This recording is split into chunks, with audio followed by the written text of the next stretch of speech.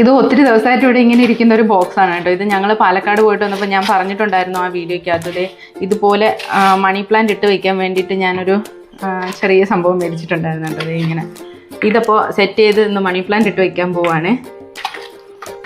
അതേ ഞാൻ ഇത് ഫിക്സ് ചെയ്ത് വെച്ചിട്ടുണ്ട് കേട്ടോ. 2 സ്റ്റിക്കുകളാണ്, ഇത് മെറ്റൽ സ്റ്റിക്കുകളാണ് കേട്ടോ. അപ്പോൾ അത് വെച്ചിട്ട് ഇതേ ഇവിടെ ബുഷൊക്കെ വെച്ചിട്ട് ഞാൻ ഇങ്ങനെ ഉറപ്പിച്ച് നിർത്തിയിട്ടുണ്ട്. അപ്പോൾ ഇങ്ങനെ ആക്കാൻ കഴിയും കേട്ടോ.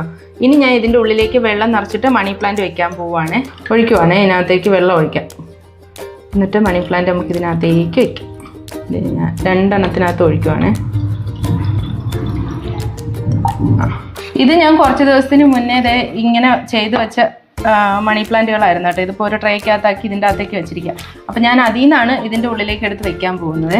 ചെറിയ ഓരോ കട്ടിങ്സ് ആയിട്ട് കട്ട് ചെയ്ത് വെച്ചതാണ്. കുറച്ച് ദിവസം മുന്നേ കട്ട് ചെയ്ത് വെച്ചാൽ അതിൻ്റെ വീഡിയോ ഒക്കെ ഞാൻ ഇട്ടിട്ടുണ്ട് കേട്ടോ. ഇതുപോലെ ഇതിൻ്റെ ഉള്ളിലേക്ക് വെച്ചു. ഇപ്പം ഞാൻ ഓരോ കട്ടിങ്സ് വെച്ചിട്ടുണ്ട്. ഇത് രണ്ടിൻ്റെ ഉള്ളിലും ഓരോന്ന് വെച്ചിട്ടാണ് വെച്ചിട്ടുള്ളത്. ഇനി വേണമെങ്കിൽ നമുക്ക് വെക്കാം കേട്ടോ.